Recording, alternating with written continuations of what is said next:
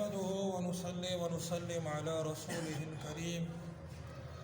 حضرت جابر رضی اللہ تعالی عنہ بیان کرتے ہیں کہ رسول اللہ صلی اللہ علیہ وسلم نے فرمایا، بندہ اور کفر کے درمیان واسطہ صرف نماز چھوڑ بیٹھنا ہے۔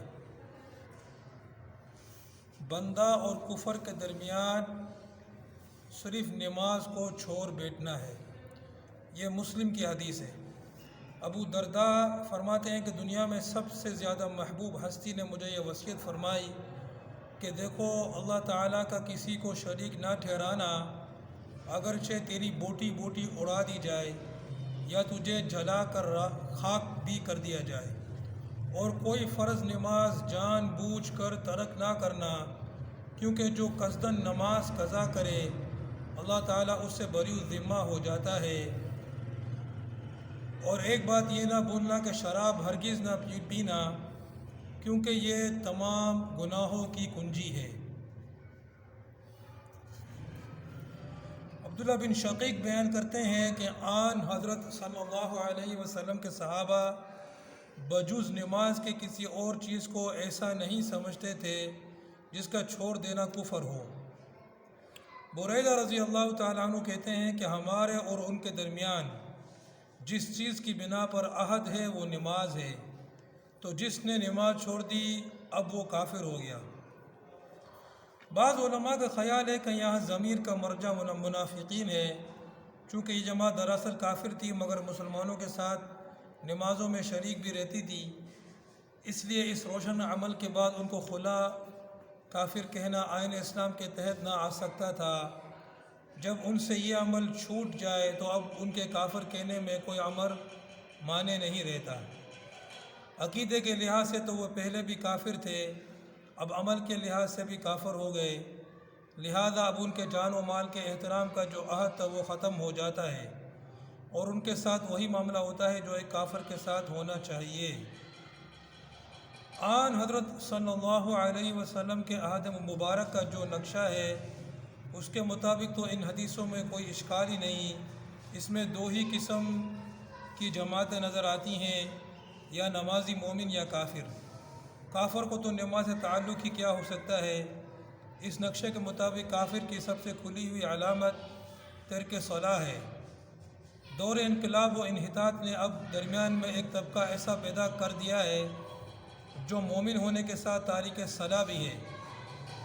اس نے ان حدیثوں میں اشکال پیدا کر دیا، اور اتنا اشکال پیدا کر دیا کہ بعض علماء کے نزدیک صلاح اسلام کا ایک ایسا لازمی جز بن گیا ہے کہ اس کے طرف سے کفر کا اطلاق کسی تعویل کے بغیر بھی جائز سمجھا گیا، اگرچہ اکثر کا رجحان اس کی تعویل ہی کی طرف ہے۔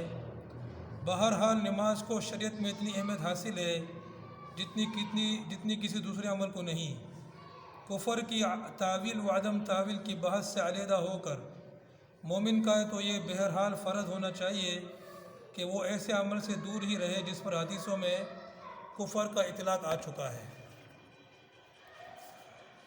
یہ حدیث جو ہے بندے اور کفر کے درمیان نماز چھوڑنا ہے، تو اس حدیث کو بعض علماء نے تو بالکل ظاہر لیا ہے کہ جو بندہ نماز نہیں پڑھے وہ اگرچہ کہ اپنے آپ کو مسلمان کہتا ہو، کلمہ پڑھتا ہو اور کہتا ہو کہ میرا ایمان اسلام پر ہے، میں اسلام کی باتوں کو مانتا ہوں، میں اسلام کو مانتا ہوں، تب بھی اس کو کافر کہیں گے، تب بھی وہ کافر ہو جائے گا کیونکہ وہ نماز نہیں پڑھتا۔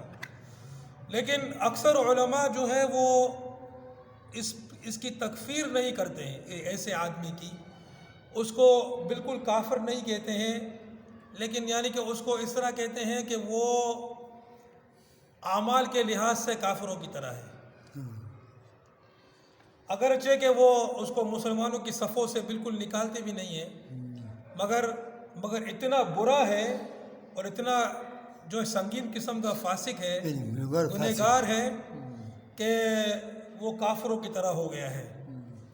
تو یہ جو ہے یہ بہرحال ایک الگ بحث ہے۔ جو چیز ہمیں دیکھنی چاہیے وہ یہ کہ نماز کا چھوڑنا اتنا سنگین ہے کہ اس پر حدیث میں کفر کا اطلاق آیا ہے۔ ایک حدیث میں من ترک الصلاۃ متعمدا فقد کفر، کہ جس نے جان بوجھ کر نماز چھوڑی وہ کافر ہو گیا۔ اور یہ والی حدیث ہے صحیح مسلم کی حدیث ہے کہ بندے اور کفر کے درمیان نماز کا چھوڑنا ہے، یعنی نماز چھوڑی تو گویا وہ کفر کی صورت میں داخل ہو گیا۔ تو نماز کا چھوڑنا جو ہے وہ اتنا سنگین، اتنا بڑا جرم ہے کہ اس پر کفر کا اطلاق ہو گیا۔ اور صحابہ کرام رضی اللہ تعالیٰ اس یہ ترمذی کی حدیث کے مطابق بجز نماز سے کسی اور چیز کو نہیں سمجھتے تھے کہ اس کی وجہ سے آدمی کافر ہو جائے اعمال کے لحاظ سے۔ اور جو منافقین تھے، یعنی کہ جو حقیقت میں کافر تھے، دل میں اسلام نہیں لائے تھے اور بظاہر اسلام لانے کا دعویٰ کرتے تھے، تو چونکہ ایسے لوگوں کے ساتھ مسلمانوں کا معاملہ کیا جاتا ہے، کیونکہ وہ زبان سے اگر کہہ دیں کلمہ پڑھ لیں اور بولیں کہ ہم اسلام لے آئے ہیں، ایمان لے آئے ہیں، تو پھر ان کو قتل نہیں کیا جاتا تھا، ان کے خلاف جہاد نہیں کیا جاتا تھا، ان کے جان و مال محفوظ ہو جاتے تھے۔ تو وہ لوگ جو ہیں نماز کو نہیں چھوڑتے تھے، ان کو پتا تھا کہ اگر ہم نماز نہیں پڑھیں گے تو پھر ہمیں کھلا کافر سمجھا جائے گا۔ تو وہ لوگ بھی جو ہے وہ نماز کو چھوڑتے نہیں تھے، اور حالانکہ تھے حقیقت میں وہ کافر۔ تو یہ جو ہے صحابہ کرام رضی اللہ تعالیٰ عنہم کا دور تھا کہ منافقین بھی جو ہے وہ نماز چھوڑنے سے بچنے کی کوشش کرتے تھے کہ کہیں جو ہے وہ ہم کو بالکل کافر ہی نہ قرار دیا جائے اور جان و مال کا جو احترام ہے وہ بھی ہم سے چھن جائے۔ تو نماز کا ہم کو اللہ پاک جو ہے وہ التزام کرنے کی توفیق عطا فرمائے، اس کی پابندی کرنے کی توفیق عطا فرمائے، اور پانچوں وقت کی نماز با جماعت مسجد میں ہم سب کو پڑھنے کی توفیق عطا فرمائے۔ یہ جو ہے یہ باتیں محلے میں بھی ہمیں دوسرے لوگوں تک پہنچانی ہے، سمجھے نا۔ لوگ نماز پڑھتے نہیں ہیں یہاں پر، سمجھے، ہم آتے ہیں یہاں پہ کتنے لوگ ہیں، اذان ہوتی ہے اور باہر بیٹھے ہوتے ہیں، ہاں یہاں وہاں بیٹھے ہوتے ہیں، یا گھروں میں بیٹھے ہوتے ہیں، یا دکانوں میں بیٹھے ہوتے ہیں۔ تو یہ ساری حدیثیں جو ہیں وہ سیکھ کر ہمیں ان کو بتانی ہے اور ان کو لانے کی کوشش کرنی ہے۔ اللہ پاک عمل کرنے کی توفیق دے۔ وآخر دعوانا